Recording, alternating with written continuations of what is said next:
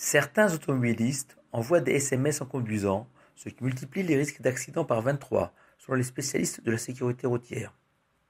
Parfaitement conscients du danger, ces conducteurs sont convaincus qu'il ne leur arrivera rien.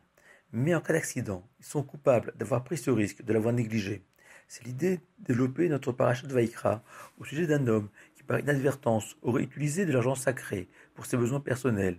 Par exemple, le trésorier d'une synagogue s'est trompé et a payé ses courses personnelles avec de l'argent de la choule. La Torah le condamne à offrir un sacrifice expiatoire, un hacham meilot, littéralement coupable de trahison, le même mot employé au sujet d'un adultère. Et l'on peut s'interroger sur la gravité des termes employés pour une faute commise involontairement. Mais le Rav Shlomo Valach répond que l'argent de la synagogue, c'est comme du feu, et que cet homme aurait dû mettre en place les mêmes moyens de prévention que l'on utilise pour se protéger d'un possible incendie, et que c'est là le véritable reproche adressé à ce fauteur, non pas la faute elle-même, mais les conditions qui ont amené à cette erreur. L'argent sacré aurait dû être mis de côté, séparé, dans un coffre.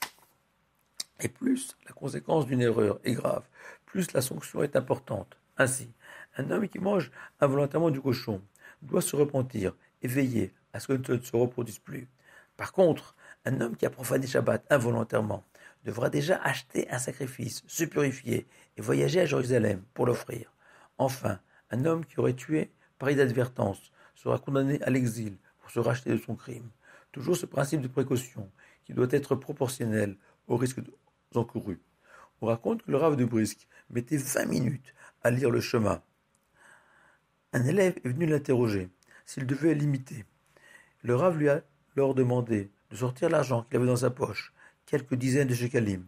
Le Rav lui a alors dit: lorsque tu es venu chez moi, as-tu posé constamment ta main sur ta poche? Non, bien évidemment. Mais imagine-toi que dans ta poche, tu aurais eu un sachet rempli de pierres précieuses. Te serais-tu permis de marcher les bras ballants? Bien sûr que non. Elle est là toute la différence, a conclu le Rav de Brisk. Pour toi, le chemin a une valeur de quelques shekalim, alors tu le lis normalement, en 1 ou 2 minutes. Pour moi, chaque mot de cette prière est un diamant brut, et tant que je ne l'ai pas taillé et poli, je ne le prononce pas. Le sabbat de Kelm aimait à dire qu'à la cour du roi, l'inattention n'est pas une excuse. Ainsi, nous voyons dans la Torah que le boulanger de Pharaon a été condamné à mort parce qu'une fois, le souverain égyptien a trouvé un caillou dans son pain. Alors même si heureusement les temps ont changé, nous devons quand même nous souvenir que lorsque nous faisons les mitzvot, nous évoluons dans la cour du roi des rois, et que même si l'erreur est humaine, l'éviter, c'est témoigner de notre conscience des enjeux de chaque mitzvah que nous accomplissons. Shabbat Shalom à vous tous.